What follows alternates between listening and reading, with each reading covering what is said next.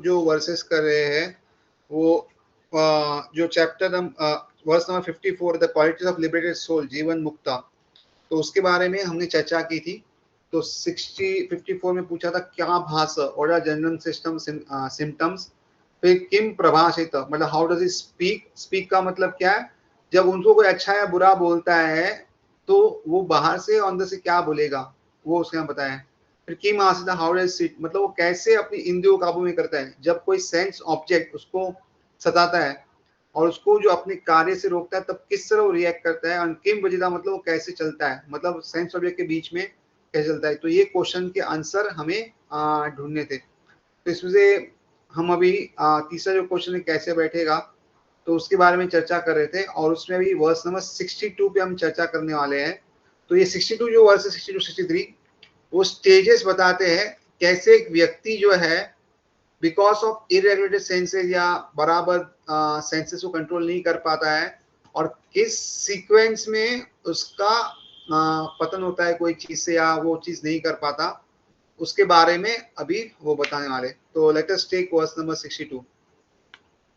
ध्यायतो विषयान् पुंसा संगास्तेषुपजायते, संगात् संजायते कामा, कामत् क्रोधोऽपि जायते।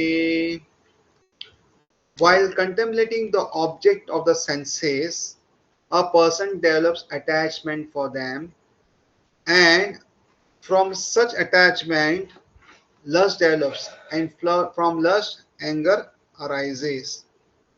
तो क्या है, जब कोई हम ध्यान करते कोई इंद्रिय वस्तु पे, तो क्या होता है उसके प्रति आसक्त हो जाते हैं, we are to attach to that thing.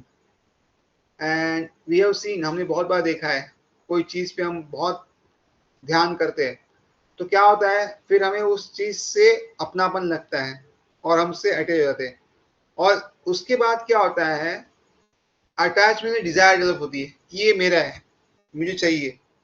काम डेवलप होता है, मतलब दिस इज फॉर मी, मैं इसको यूज करूंगा। और उससे क्या होता है, काम के बाद एंगर डिजायर होती है, अगर वो नहीं मिला वो चीज तो एंगर डिजायर होती है, कम मिला तो भी एंगर डिजायर होती है। तो ये एक सीक्वेंस है। सबसे पहले कंटेम्पलेट करना कोई चीजों पे, इट मे बी एनीथिंग, कि may be a chocolate, may be कुछ अलग चीज हो, so anything it may be. And specially youngsters में अगर देखेंगे तो जो गर्ल है वो शायद बॉय को देखेगी और उस पर कंट्रोलेट करेगी, या बॉय गर्ल को देखेगा और उस पर कंट्रोलेट करेंगे। तो उससे क्या होता है, बार बार ध्यान करने से क्या होता है, उसके प्रति आकर्षण निर्माण होता है। See there is nothing called as beauty है ऐसा कुछ, लेकिन ब्यूटी रिमेन्स द आईज का मतलब क्या होता है, आंखों में ब्यूटी क्यों बोलते हैं, कि सही में वो व्यक्ति में समझ है या नहीं, अच्छा है या नहीं, बट बार बार उसके टच में आने से उससे अट्रैक्शन निर्माण होता है। ध्यान करने से, उससे बात करने से और देखने से क्या होता है, उससे अट्रैक्शन निर्माण होता है। और इसलिए बहुत बार यंगस्टर्स में ना फंस जाते हैं कहीं पे, गलत लड़के साथ या गलत लड़की के साथ फंस जाते हैं। क्यों? क्योंकि ध्यान करते हैं। ध्यान कैसे होता है, कॉलेज में रोज मिलते हैं, उसके बाद आजू बाजू में सब देखते हैं, प्रोजेक्ट साथ में करते हैं, पढ़ाई करते हैं। उसमें बहुत बार हमने देखा है कि पढ़ाई साइड में रह जाती है और बाकी सब चीजें हो जाती है। तो इसीलिए ध्यान रखना चाहिए, हम कंटेम्पलेट ना करें उस चीजों पे, जितना जरूरत है उतना ही मेल जोल रखे तो फायदा है। और उससे क्या होता है, फिर अटैचमेंट होता है कि ये चीज चाहिए, हमें आसक्त हो जाते हैं। और उसके फिर ये डेवलप होता है लस्ट। लस्ट मतलब काम, काम की ये मेरे लिए और मुझे, आई वॉन्ट दिस, ऐसा हम लोग को लगता है बहुत बार। और सामने कुछ हो या ना हो, पता नहीं दम हो या ना हो, लेकिन मुझे लगता है नहीं मुझे चाहिए। और आगे उसके बाद वो नहीं मिलता तो क्या होता है, फिर गुस्सा आता है कि मुझे क्यों नहीं मिला है, मुझे क्यों नहीं मिला, या मुझे क्यों नहीं, जो भी जो बोलता है। तो ऐसा वो ये होता है। तो ये एक सीक्वेंस है जो हमें समझना चाहिए। Purport: one who is not Krishna conscious is subjected to material desires by contemplating the object of the senses. तो जो कृष्ण भक्ति नहीं करता ना, वो क्या होता है, भौतिक इच्छाओं से आसक्त हो जाता है जब वो इंद्रिय वस्तु को देखता है। तो हमने 5 इंद्रिय जो अलग अलग से भोग चाहती है, कुछ सूंघना चाहती है, कुछ खाना चाहती है, कुछ देखना चाहती है, कुछ घूमना चाहती है। तो या तो कुछ टच करना चाहती है, ये क्या होता है, इस तरह वो करते हैं, तो इससे क्या होता है कि वो व्यक्ति आसक्त हो जाता है। The senses require real engagements, and if they are not engaged in transcendental service of the Lord, they will certainly seek engagement in the service of materialism. तो हमारी जो इंद्रिय है ना, वो हमेशा एक्टिव रहती है, उसको कुछ ना कुछ काम चाहिए ही चाहिए। सी nobody can sit idle, जो बहुत बार बोलते हैं ना कि हम लोग बैठ के कुछ करेंगे आराम से, कुछ या अपनी इंद्रियों को दबन करेंगे, मतलब कुछ भी देखेंगे नहीं, बस बंद, कुछ सुनेंगे नाक बंद, नहीं होने वाला। Our senses are always active, so if we don't engage itself for Krishna conscious activity, तो क्या होगा, अपने आप वो भौतिक दुनिया में कुछ ना कोई कार्य करने वाली ही है। There is never called a vacuum, अगर अच्छी चीज करेंगे तो होगा, अगर अच्छी चीज नहीं तो अपने आप बुरी चीज होने वाली। This is what the law is. And in the material world, everyone, including Lord Shiva and Lord Brahma, to say nothing other than demigods in the heavenly world, subject to the influence of sense objects. तो इस भौतिक जगत में है ना, हम ब्रह्मा जी, उसके बाद शिव जी, बाकी देवताओं को छोड़ो, वो सब भी क्या होता है, वो भी कभी भी क्या होता है, उनको भी कोई भी जो इंद्रिय तृप्ति की वस्तु उसमें अटक जाते हैं। And on the only one method to get out of this puzzle of materialism to become Krishna. तो एक ही तरीका है इससे बाहर निकलना है, तो कृष्ण भावन बनना है, यानी कृष्ण की चेतना होनी चाहिए, जो भी हम कार्य करें कृष्ण के लिए करें। Lord Shiva was deep in meditation, but when Parvati aided him for sense pleasure, he agreed to the proposal and result Kartikeya was born. तो शिव जी की कथा आती है कि बहुत ध्यान कर रहे हैं, लेकिन पार्वती जी आती है और उनसे इंद्र तृप्ति की मांग करती है, तो वो एग्री करते हैं और इससे क्या होता है, कार्तिकेय का जन्म होता है। When Haridas Thakur was a young devotee of Lord, he was similarly allured by the incarnation of Maya Devi, but Haridas easily passed the test because of his unalloyed devotion to Lord Krishna. तो हरिदास ठाकुर का भी ऐसा case आता है जहां पे माया देवी स्वयं आती है उनको चेक करने के लिए कि सही में इसे भगवान चाहिए कि नहीं, लेकिन हरिदास ठाकुर क्या है, उनके जीवन में एक ही मात्र उद्देश्य था, भगवान को प्रसन्न करना, और इसीलिए माया देवी स्वयं भी उनका कुछ कर नहीं सकती और वो आराम से इस परीक्षा को पास कर देते। तो एक तरफ देखते हैं यहाँ शिव जी जैसे बड़े देवता भी जो है वो इस परीक्षा को पास नहीं कर पाते, जबकि हरिदास ठाकुर जैसे व्यक्ति पास कर पाते हैं। दोनों में फर्क क्या है, कृष्ण भावनान्वित होना। तो as illustrated in the above mentioned verse of Srimacharya, a sincere devotee of the Lord shuns all material sense object due to his higher taste for spiritual enjoyment in the association of the Lord. तो एक point just, और ये शिव जी का भी जो है, actually Shiv जी बहुत बड़े देव है, तो इसलिए उनकी भी जो इंद्र को दमन करने शक्ति बहुत अच्छी है, बट यहाँ पे एक उदाहरण दिया गया है, उसको हमें उसके हिसाब से समझना चाहिए। मतलब क्या है, भक्ति की जो ग्लोरी है वो बताई गई है। तो यमुनाचार्य जो है वो भी एक वर्ष में बताते हैं कि कैसे भगवान को जो भक्त होता है ना, वो जो इच्छाएं है, भौतिक इच्छाएं, उसे बंद कैसे करता है, अपने हायर टेस्ट को ऊपर करके, यानी आध्यात्मिक चीजों में अच्छी रस निर्माण करके। मतलब ऐसा नहीं है कि आप भौतिक चीजों को अचानक बंद कर देंगे और बंद हो जाएगी, नहीं, ऐसा नहीं हो। वो क्या होगा, वापस बाउंस बैक करेगा अगर अच्छे से नहीं किया तो।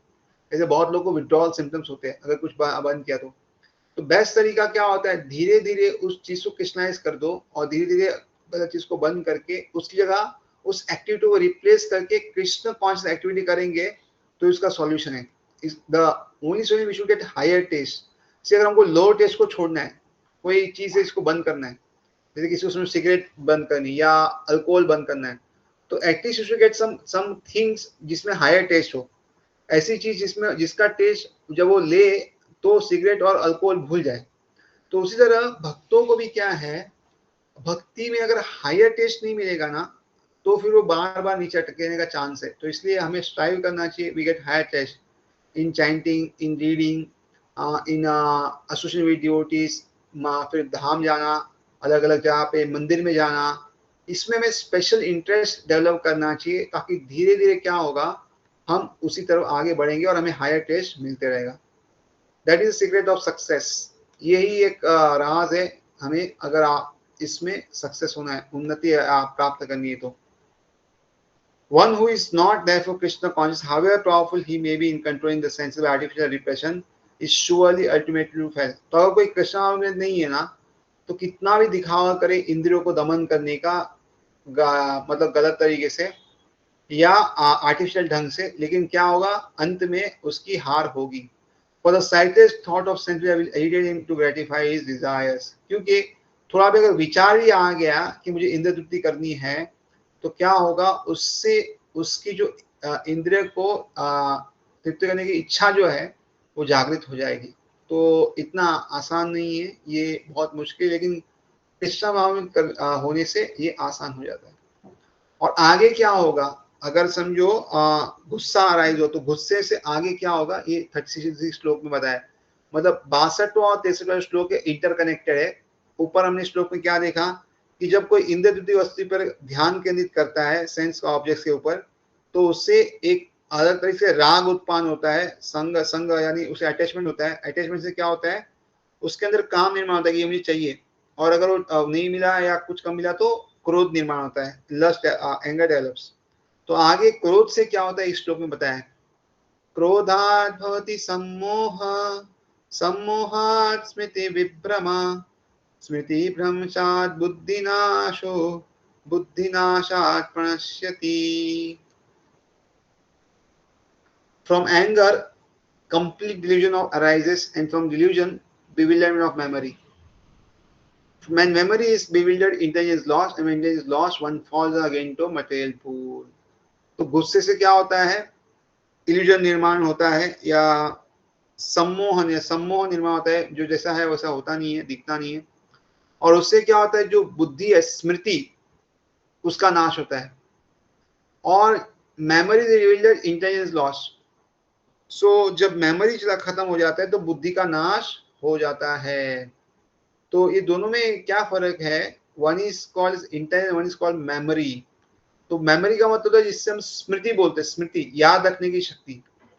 और इंटेलिजेंस का मतलब होता है बुद्धि, किस समय क्या कार्य करना है। ये दोनों का नाश हो जाता है क्रमशः। और बाद में बुद्धि का जब नाश होता है तब क्या होता है, व्यक्ति जो है वो गिर जाता है। दैट फ्रॉम, अगर one intelligence is lost, one falls down again to the material pool.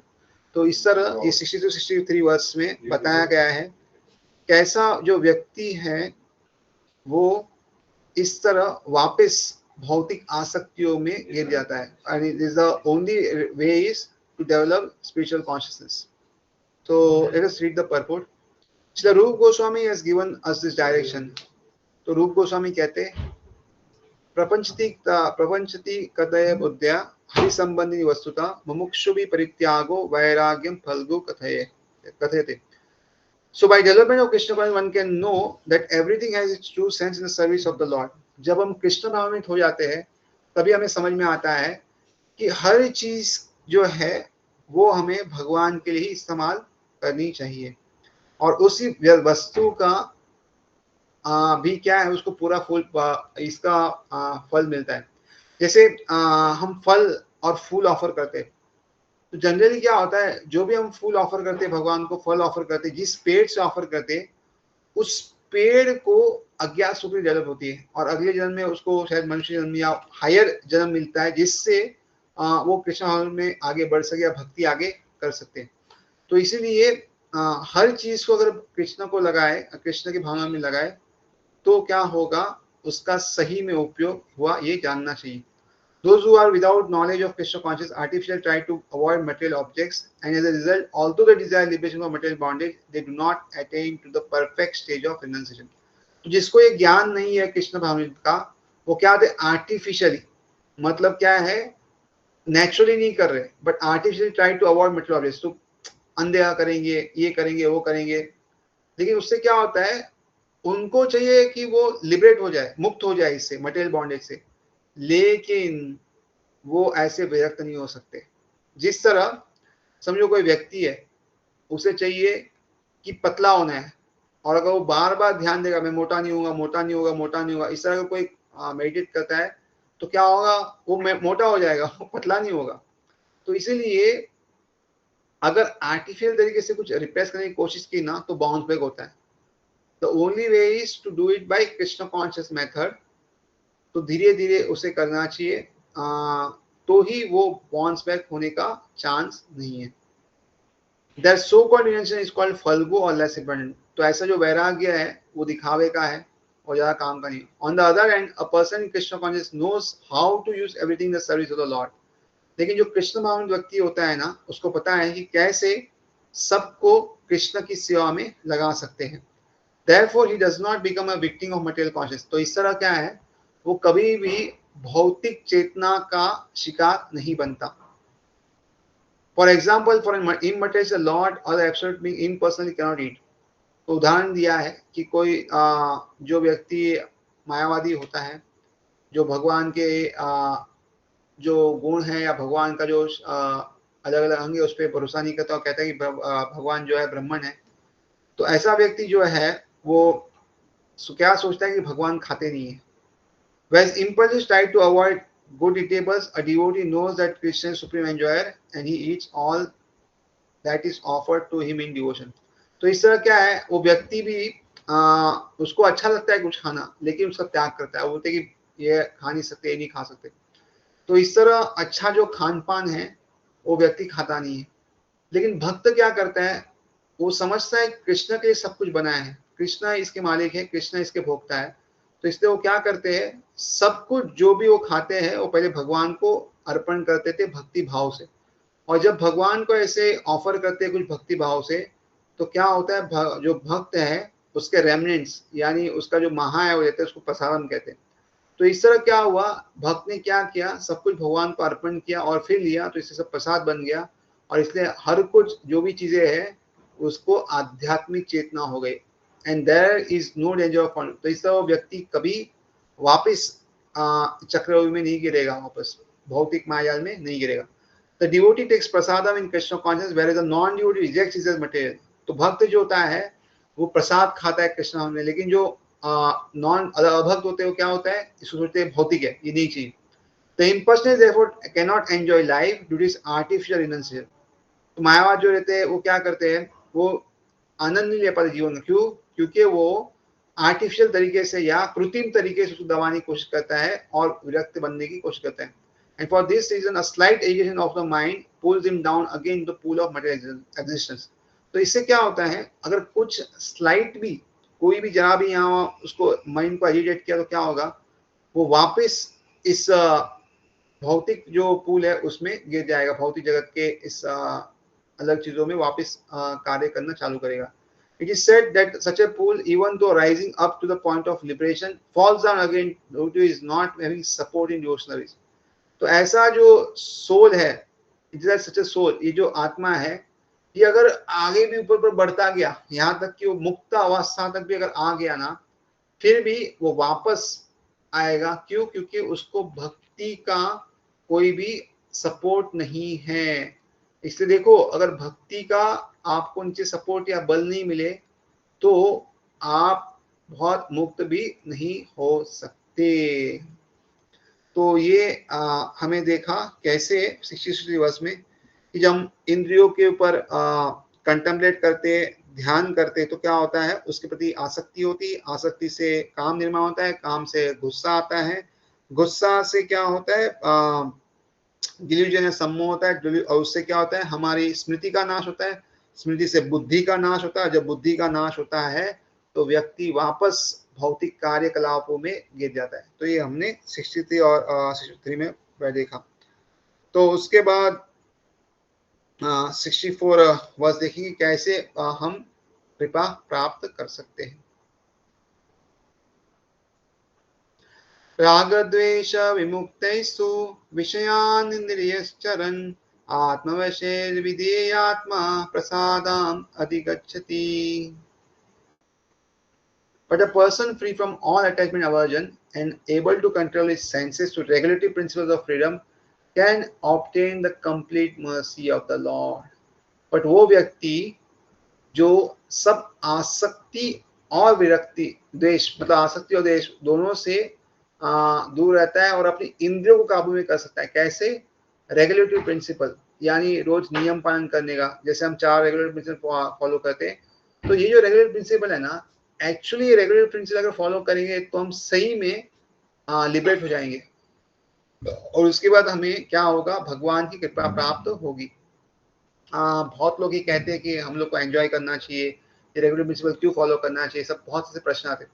पर अगर आप देखोगे चारों रेगुलर प्रिंसिपल जो दिए हमें फॉलो करने के लिए, एक है मांस खाना, तो एक्चुअली हमारा बॉडी डाइजेस्ट भी नहीं कर सकता और बहुत पाप लगते हैं, और इसके वजह से क्या हो रहा है, मांस अगर खाना हो तो समझो कोई हैन या कुछ चाहिए, तो उसको बड़ा करने के लिए बहुत खाना लगता है, उतने में तो बहुत लोग खा लेंगे, प्लस और भी बहुत सारी समस्या है उसमें, और प्लस बाकी भी अगर आप देखोगे नशा पान करने में इतना खर्चा होता है, इतने लोग बीमार पड़ रहे हैं कि बहुत समस्या है उसमें भी, और जुगार में सबको पता है क्या हो रहा है, और व्यभिचार में भी अगर आप देखोगे आज डिवोर्स केस बहुत बढ़ रहे हैं, और उससे क्या होता है, जो नेक्स्ट पीढ़ी है, जो आने वाली बच्चे हैं, उस पर भी बहुत असर हो रहा है, और इवन जो माता है या प्रभु जी जो भी है, उनके भी जीवन में बहुत स्ट्रेस आता है इससे। अगर कोई स्टेबल फैमिली रहेगा ना, तो स्ट्रेस नहीं आएगा और बहुत अच्छे से जीवन जी सकते हैं, लेकिन ये नहीं होने से बहुत मुश्किल है। तो इसलिए अगर देखा जाए चारों जो प्रिंसिपल है ना, बहुत अच्छा है एक्चुअली आध्यात्मिक जीवन के साथ भौतिक जीवन के लिए भी, और अगर कोई अच्छे से फॉलो करे तो मुझे लगता है कि जीवन में वो बहुत खुश रहेगा। तो इसलिए इसको रेगुलेटरी प्रिंसिपल ऑफ फ्रीडम बोला है। ये करने से हम मुक्त होंगे, ना कि बंधन में अटकेंगे। Purport. It is already explained that one may externally control the senses by some artificial process.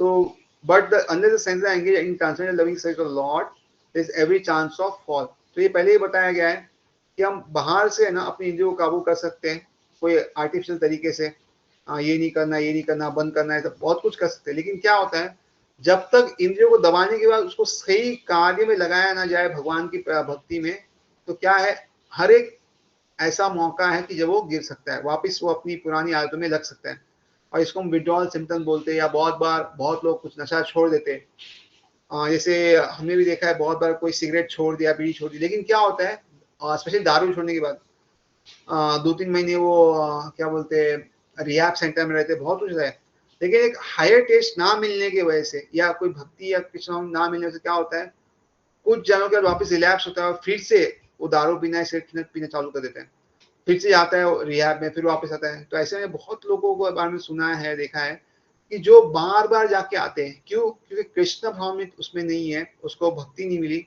इसलिए वो उससे छूट नहीं पाता।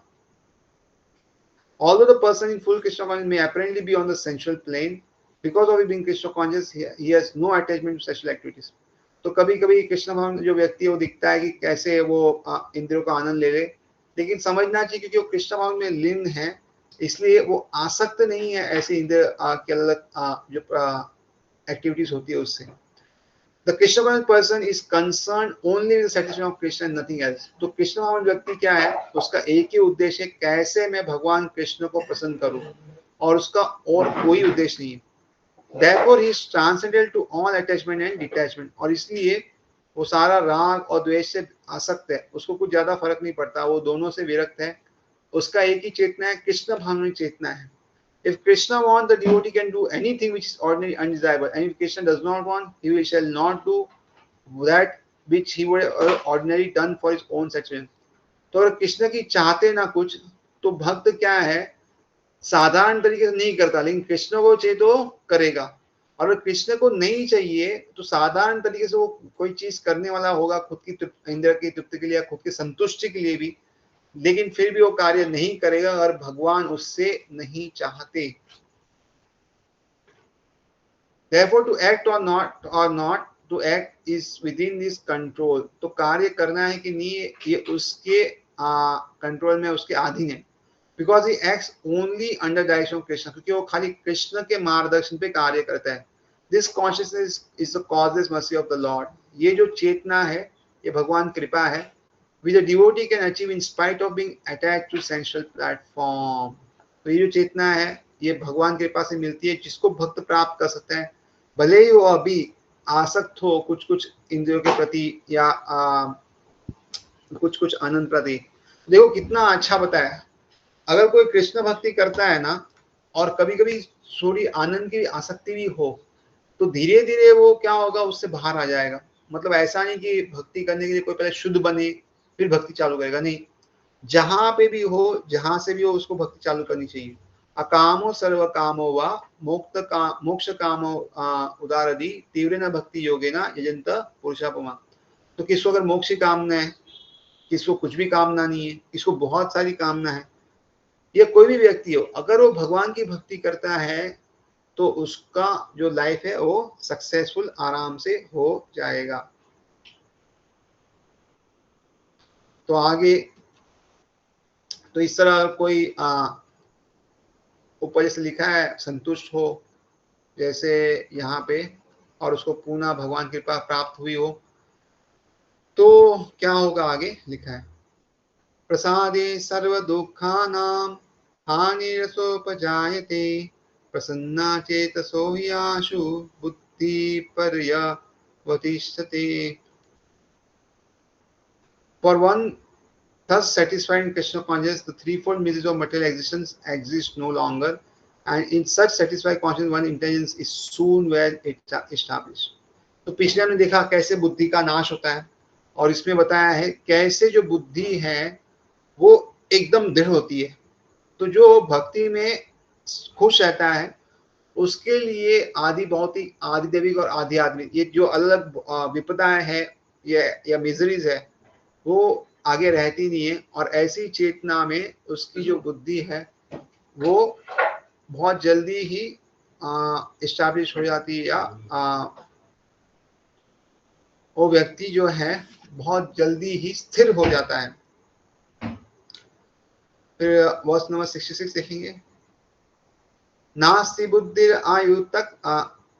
आयुक्तस्य न चायुक्तस्य भावना न चाभावयत स्थान्तिर् अशान्तस्य कुतः सुखम्।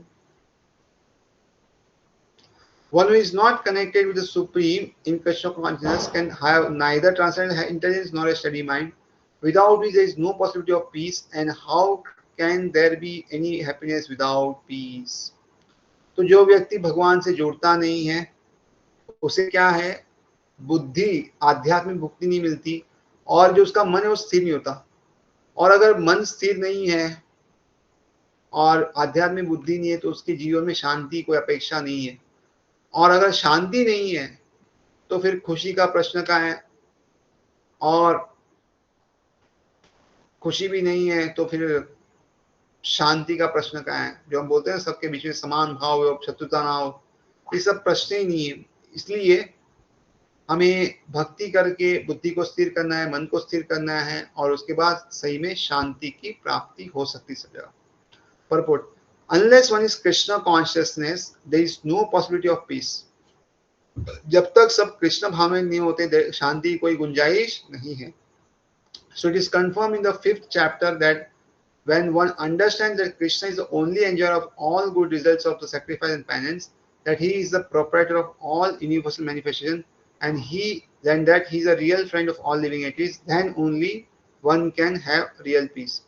तो जब कोई व्यक्ति समझता है ना कि भगवान जो है ना वो ही भोक्ता राम है, सब चीजों को भोगने के लिए बने। भोक्ता राम ये तपसाम सर्वलोक महेश्वरम सूरतम सर्वभूतानाम ज्ञात्वा मां शांति रिचति। तो जब कोई व्यक्ति समझता है कि सबके भोक्ता, सबके बेनिफिशियरी कौन है, कृष्ण है, और कौन है, वो सबके मालिक है, जितनी भी चीजें सबके मालिक वो है, भोक्ता राम भी है, मालिक भी है। लेकिन साथ में और एक चीज क्या है, ऐसा नहीं कि सिर्फ शक्तिशाली है सब उसके बस में, वो सारे जीवों के परम मित्र है। और जब हम ये तीनों चीज समझ सकते हैं, क्योंकि ताकत भी है, सारी चीजें उनके पास हैं, भोगने की सब शक्ति उनके पास, और वो सबका भला चाहते, सबके मित्र है। जब ये हम समझ जाते तो सही में हम वहां पे शांति लाने का प्रयत्न कर सकते हैं। Therefore, if one is not in Krishna consciousness, there cannot be final goal for the mind. तो कोई कृष्ण भावनिक नहीं होगा तो उसका जो लक्ष्य है, फाइनल गोल मन के लिए, वो नहीं होगा। Disturbance is due to want of ultimate गोल।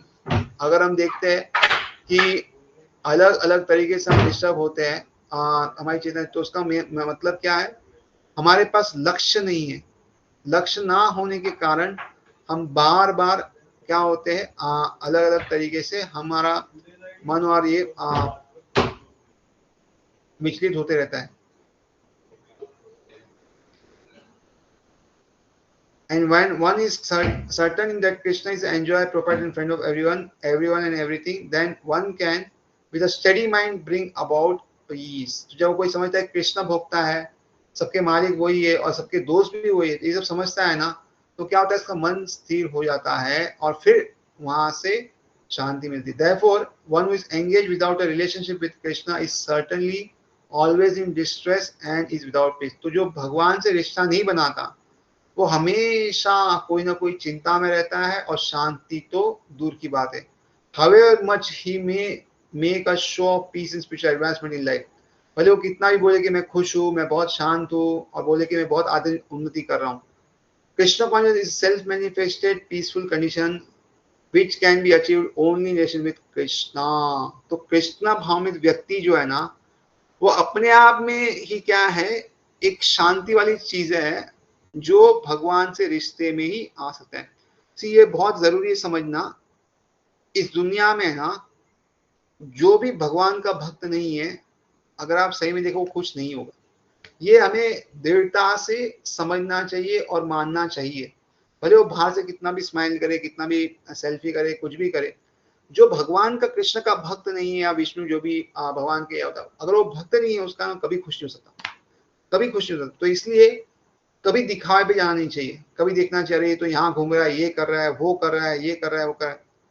समझना चाहिए कृष्ण जो भक्त है ना, कृष्ण की भक्ति कर रहा है ना, सही में वही व्यक्ति संतुष्ट है, वही व्यक्ति खुश है। हाँ, बराबर से करना चाहिए, 10 नाम अपराध बिहर करना चाहिए, जो भी हम कर रहे हैं उसमें रूल्स एंड रेगुलेशन फॉलो कर करना चाहिए, तो ये रिजल्ट मिलेगा। अगर रूल्स और रेगुलेशन फॉलो नहीं करते प्रॉपर तो फिर प्रॉब्लम है। तो ये हमें ध्यान देना चाहिए। तो अगर इंद्रियों को काबू में नहीं किया तो क्या होगा, तो ये हम ये श्लोक में देखेंगे।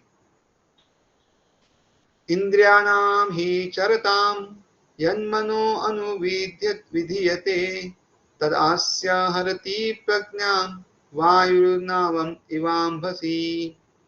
As a strong wind sweeps away a boat on the water, even one of the roaming senses on which the mind focuses can carry away a man's intelligence। जिस तरह अगर आप देखोगे ना, बहुत जोर से जब हवा आती ना समुद्र में, तो एक जो नाव होता है ना, उसको ऐसा अलग अलग जगह लेके जाती पता नहीं चलता। उसी तरह हमारी एक भी इंद्रिया जिसपे मन केंद्रित है, अगर वो रहा तो हमारा जो बुद्धि है उसको नाश कर देगा, लेके जाएगा। Unless all of the senses are engaged in the service of Lord, even one of them engaged in sense satisfaction can deviate the devotee from the path of transcendent advancement। See, इससे सारी जो इंद्रिया ना हमें लगानी चाहिए। जब मैं पिछला भी वर्ष में सवाई मैंने कृष्ण नाम ने परसवर्ष पढ़ा था कुछ टाइम पहले, तो जितना भी चीज है, देखना है भगवान को देखना है, सुनना है तो भगवान को जो ऑफर किया चीज अत्तर उसको सुन सकते हैं, खाना है तो भगवान का प्रसाद खाना है, चलना है तो भगवान के धाम के वहां जाना है, और कार्य करना है सब भगवान के लिए करना है। इस तरह हमारी जितनी भी इंद्रिया है ना, अगर भगवान के लगती नहीं है, कोई एक इंद्रिया यहाँ हो जाए, हम कुछ अलग यहाँ वहां देख ले, तो क्या होता है, मन वहां पे केंद्रित होगा और फिर हम उस तरह डाइवर्ट हो जाएंगे। तो हमारी एक एक इंद्रिया इतनी पावरफुल, इतनी शक्तिशाली है ना, इसका हमें अंदाज नहीं है। कभी कभी क्या हम कुछ भी सुन लेते हैं यहाँ से वहां से, लेकिन उसका असर है ना इतना लंबा और इतना गहरा है ना कि कब होगा उसका असर हमें पता नहीं है, लेकिन बहुत ज्यादा असर होता है। इसलिए हमें ध्यान रखना चाहिए क्या देख रहे, क्या सुन रहे, क्या खा रहे और क्या महसूस कर रहे, सब चीज हमें ध्यान देनी चाहिए। क्योंकि आज नहीं तो कल अगर गलत चीजें इसमें कुछ भी हो रही है तो क्या होगा, हमें वो लंबे दौर पे नुकसान करेगा ही। और इसीलिए हमें बहुत ध्यान से और सावधानी पूर्वक ये कार्य करना चाहिए। As mentioned in the life of Maharaj Ambarish, all the senses must be engaged in Krishna consciousness, for that is the correct technique for controlling the mind। तो अगर मन को कंट्रोल करना है तो सबसे पहले इंद्रियों को कंट्रोल करना पड़ेगा। इंद्रियों को भगवान की सेवा में लगाएंगे, धीरे धीरे क्या होगा, तो मन काबू में होगा।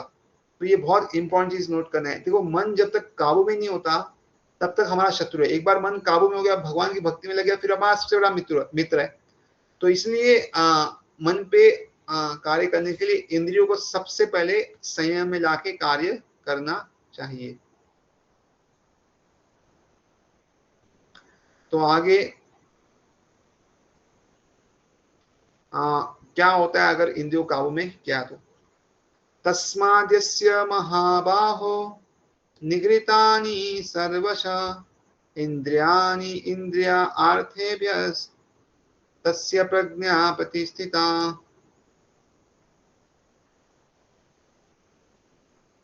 Therefore, O mighty arm, one whose senses are restrained from their objects is certainly of a steady intelligence.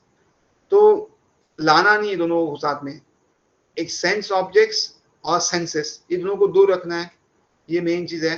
अगर दोनों रिस्ट्रेंड है फ्रॉम तो क्या है, फिर धीरे धीरे बुद्धि स्थिर होती है। One can curb the force of sense getting only by the means of Krishna consciousness. तो इंद्रिया का जो ये था वेग बहुत ज्यादा होता है, मतलब अचानक इच्छा हो गई खाने का तो हम कंट्रोल नहीं कर सकते, कुछ देखने की इच्छा हो गई तो कंट्रोल नहीं कर सकते। तो बहुत बहुत बहुत पावरफुल है इंद्रिया, लेकिन ये कैसे कंट्रोल होती है, कृष्ण भावनित होके और engaging all senses in transcendent loving sense of lord. मतलब सारी इंद्रिया जितना भी देखना, खाना, सूंघना, चलना और सेवा करना, सब जो है वो भगवान सेवा में लगनी चाहिए। As enemies are curbed by superior force, the senses can similarly be curbed not only by any human endeavor but by only by keeping them engaged in service to the Lord. जिस तरह अगर अबे कोई शत्रु पे विजय पानी हो तो कोई सुपीरियर शक्ति चाहिए, जो बेहतरीन शक्ति चाहिए उससे भी, तभी हम उसको काबू में कर सकते हैं। उसी तरह अगर आपको इंद्रियों को काबू में करना है तो हम मनुष्य के अर्थात प्रयास नहीं होगा, लेकिन उसको क्या है, भगवान की सेवा में लगाना पड़ेगा। मतलब ऐसा नहीं कि हम किसी इंद्रियों को बोले कि आप काम मत करो भी, ऐसा नहीं होगा, उसको भगवान की सेवा में लगाएंगे तभी ही सही में कुछ होगा। One who has understood this, that only by Krishna is one really established intelligence, and that one should practice this art under the guidance of a bona fide spiritual master is called sadhaka or suitable kind for liberation. तो ये समझता है ना ऐसा, कृष्णा में होके ही हमारी बुद्धि में स्थिर हो सकती है और वो व्यक्ति उसमें स्थिर है, और इस तरह वो धीरे धीरे क्या करता है, अभ्यास करता है।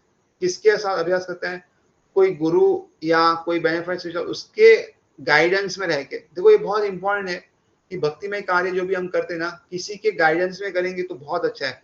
उससे क्या होता है, बहुत फास्ट और सही दिशा में जाते हैं। कभी कभी क्या होता है, हमने देखा है बहुत लोग है ना, बहुत ज्यादा लेक्चर सुनते हैं, बहुत कुछ किताब पढ़ते हैं, लेकिन सिस्टमेटिकली सिक्वेंसली करते नहीं है, या तो किसी का गाइडेंस देते नहीं है, तो क्या होता है उसमें लंबा समय निकल जाता है और सही कॉन्सेप्चुअल क्लैरिटी आती नहीं है। तो इसलिए गाइडेंस लेना बहुत अच्छा है, इंपॉर्टेंट है, जो भी जिससे भी अच्छा लगे। तो उससे क्या होगा, किसी गाइड के में या किसी के अंडर में करेंगे तो सफलता ज्यादा अच्छी है। और उसी को साधका बोलते। साधका का मतलब यही है कि वो पढ़ाई करे, सब करे, और ये व्यक्ति है वो जन्म मृत्यु के चक्कर से मुक्त हो सकता है।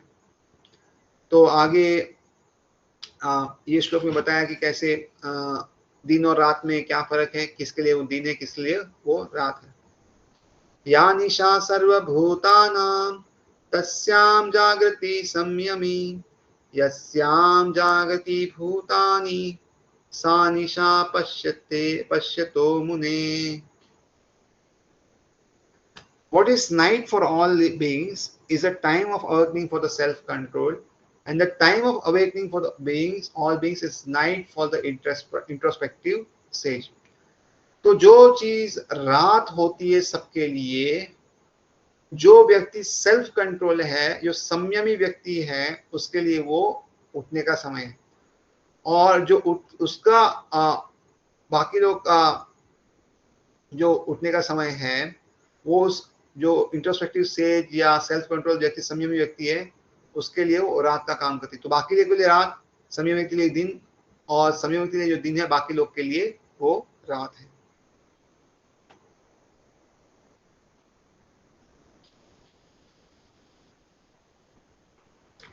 Purport: there are two classes of entertainment. One is entertainment in material activities for sensitive, and other is introspective and awake to the cultivation of self-legend. तो दो तरह के बुद्धिमान व्यक्ति होते हैं। एक बुद्धिमान व्यक्ति होता है कि कैसे भौतिक इच्छाओं में डूब के अपनी इंद्रिय तृप्ति करे, और दूसरा व्यक्ति होता है वो क्या होता है अपने आप का इंट्रोस्पेक्टिव करता है कि कैसे वो आगे बढ़े और कैसे सेल्फ रियलाइजेशन आत्म साक्षात्कार किस तरह प्राप्त हो सकता है, उसके लिए धीरे धीरे वो कार्य करे। तो इस तरह अलग अलग व्यक्ति होते हैं। एक्टिविटीज ऑफ इंट्रोस्पेक्टिव सेज और thoughtful man are night for person mentally absorb. तो जो ये कार्य करते हैं ना, जो सेज होते हैं, इंट्रोस्पेक्टिव सेज मतलब आंतरिक शुद्धिकरण करना, या थॉटफुल मैन जो बहुत बुद्धिमान व्यक्ति है, are night for person mentally absorb. तो उसके लिए जो व्यक्ति इंद्रिय तृप्ति में रत रहता है उसके लिए वो रात है। Materialistic persons remain asleep in such a night due to their ignorance of self-realization। तो भौतिक जो व्यक्ति होता है ना, इस समय क्या होता है, सोता रहता है। क्यों? क्योंकि उसको आत्म साक्षात्कार का कोई ज्ञान नहीं है। The introspective sage remains alert in the night of the materialist man। तो जो अंतरकरण में शुद्धिकरण चाहता है, ऐसा कोई जो मुनि है, इंट्रोस्पेक्टिव सेज है, वो क्या होता है, अलर्ट रहता है, एकदम एकदम चौकन्ना रहता है। कब? जब भौतिक लोगों की रात होती है।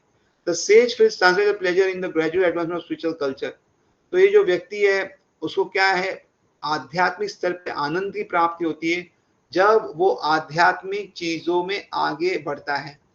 Whereas the man in materialist activities being asleep to self-realization dreams of varieties of self-pleasure। तो जो व्यक्ति आत्म साक्षात्कार की ओर नहीं जा रहा, वो क्या है, सपने देखते रहेगा, ये इंद्र कैसे तृप्त करूं, ऐसे करूं, वैसा करूं। तो कभी कभी feeling sometimes happy and sometimes distress in sleeping condition. तो कभी कभी बहुत खुश होगा, कभी कभी बहुत दुखी होगा, और इस तरह अलग अलग तरीके से वो रहेगा। The introspective man is always indifferent to material happiness and distress. तो ऐसा व्यक्ति जो हमेशा इंट्रोस्पेक्शन करता है कि क्या चल रहा है क्या नहीं चल रहा है, यानी मनन कर रहा है। इंट्रोस्पेक्शन मतलब मनन कर रहा है आत्मा के लिए कि क्या सही है क्या गलत है, और उस पर कार्य करता है। तो ये भौतिक सुख और दुख के प्रति विरक्त रहेगा ऐसा व्यक्ति। He goes on with his self-realization activities under undisturbed by material reaction। तो ये व्यक्ति क्या है, स्थिर हो गया है और आत्म साक्षात्कार की जो भी प्रक्रिया है, प्रकृति है, उसको बिना कुछ विचलित हुए उस कार्य को करता है। जस्ट एक मिनट में वर्सेस देखता हूँ कितना है, अगर हम कर सकते तो करेंगे।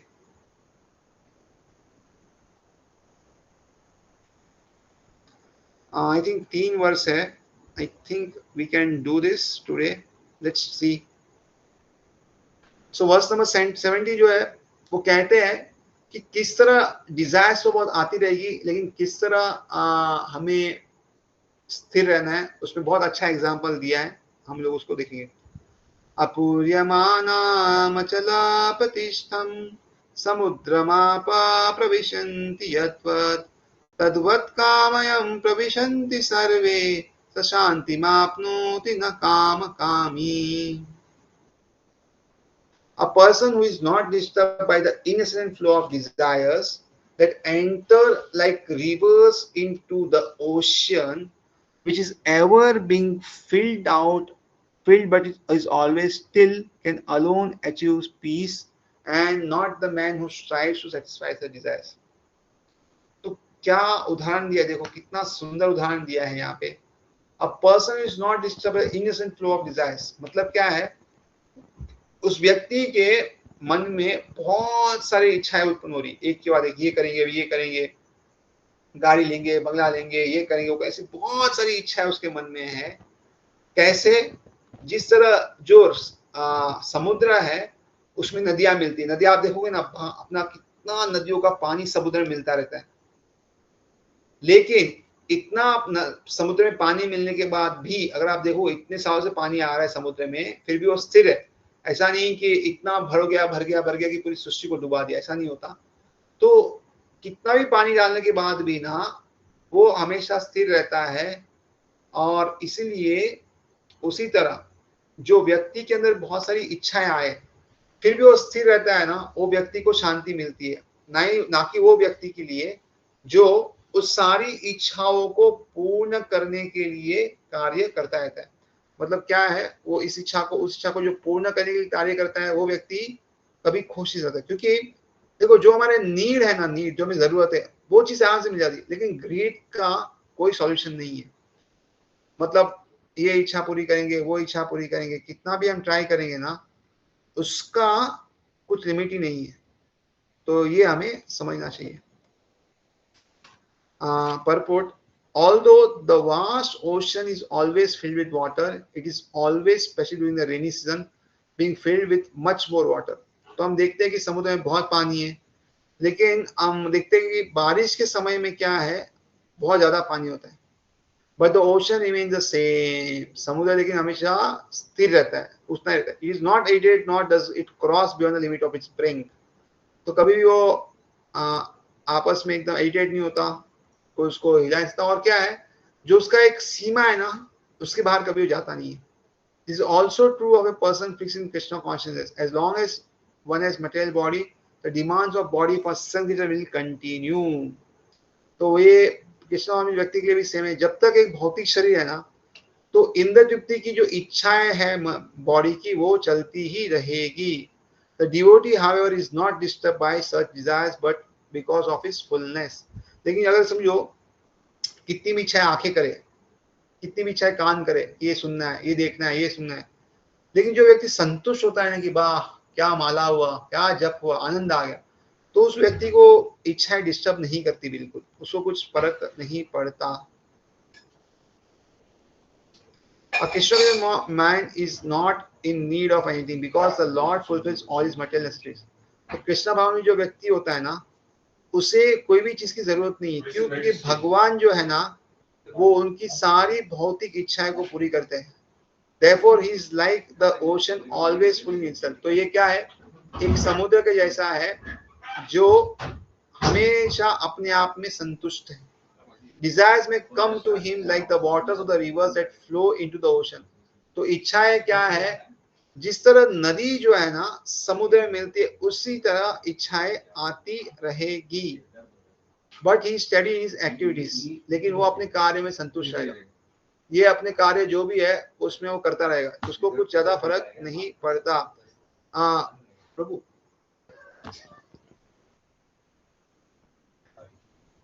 but he's steady and he is not even slightly disturbed by desire for sense gratification. तो उसको इंद्र तृप्ति की कुछ भी इच्छा होगी ना, उसको परेशान नहीं करेगी। That is a proof of Krishna man.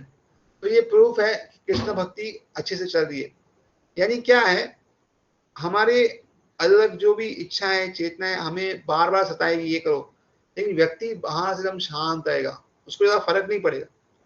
तो ये स्थिति में आना बहुत ज्यादा जरूरी है भक्तों के लिए। अगर इस स्थिति में आ गए तो भक्ति करना बहुत आसान हो जाता है।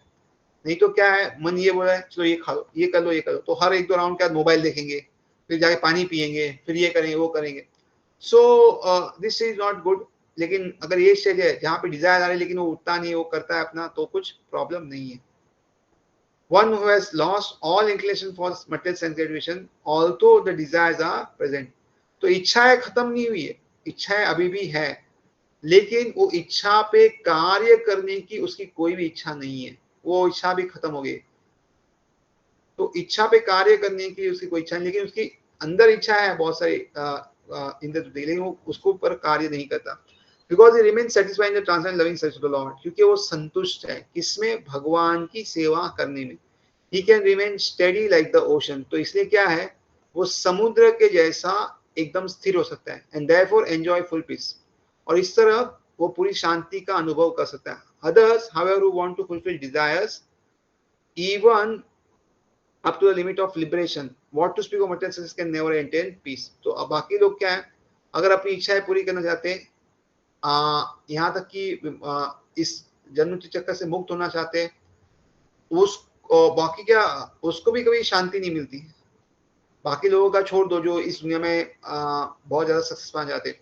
The fruity work is the salvationists and the yogis who are after mystic powers are all unhappy because of the unfulfilled desire. तो आप कोई भी व्यक्ति लो, कर्मी, ज्ञानी या योगी, जो भी आप लोग, या तो जो लोग अलग अलग अष्ट सिद्धियों के पीछे पड़े, वो सब असंतुष्ट है क्योंकि उनकी इच्छाएं पूर्ण नहीं होती।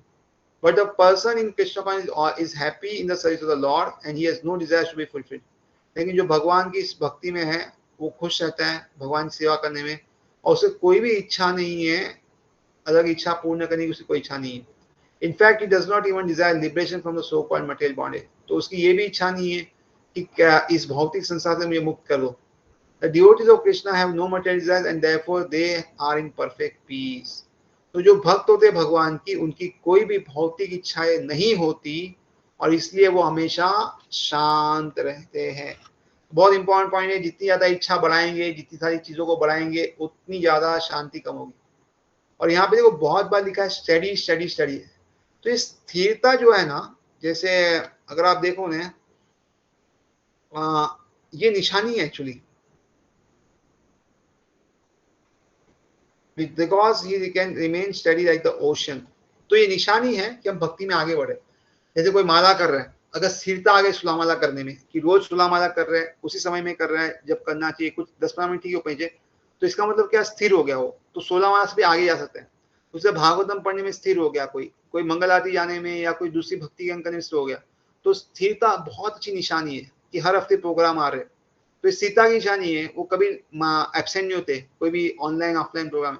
This is a very important and good sign. जो जिसके जीवन में साइन आता है कि उसका प्रेजेंट बहुत अच्छा है, that means is progressing fast in bhakti. ये बहुत जरूरी है, ये नोट करना। See there are external symptom, internal symptoms. एक आंतरिक कुछ सिम्टम होते हैं, बाहर के भी कुछ होते हैं। तो the important symptom is steadiness. भक्ति के जो भी अंग है, जो भी प्रैक्टिस है, उसमें स्टडी होना, ये बहुत इंपॉर्टेंट है और भक्ति में आगे बहुत दूर तक लेके जाएगा। तो आई थिंक ये 71-72 नेक्स्ट टाइम करेंगे। I think it's 8:55। तो if anybody any question, doubts या एनी कमेंट, सजेशंस तो हम ले सकते हैं, नहीं तो फिर वर्सेस नेक्स्ट टाइम करेंगे। और उसके बाद मेरे से मैंने बोला कि सबको टाइम देंगे प्रेजेंटेशन के लिए, so everybody can present what they understood, learn from chapter 2 like we did in chapter 1, ताकि हमें भी समझ में आए कि how much we are progressing, और आप लोग भी अपनी स्ट्रेंथ और वीकनेस समझ में आएगी कि कितना आपको समझ में आ रहा है। तो thank you very much. Hare Krishna. If anybody question doubts then we can proceed.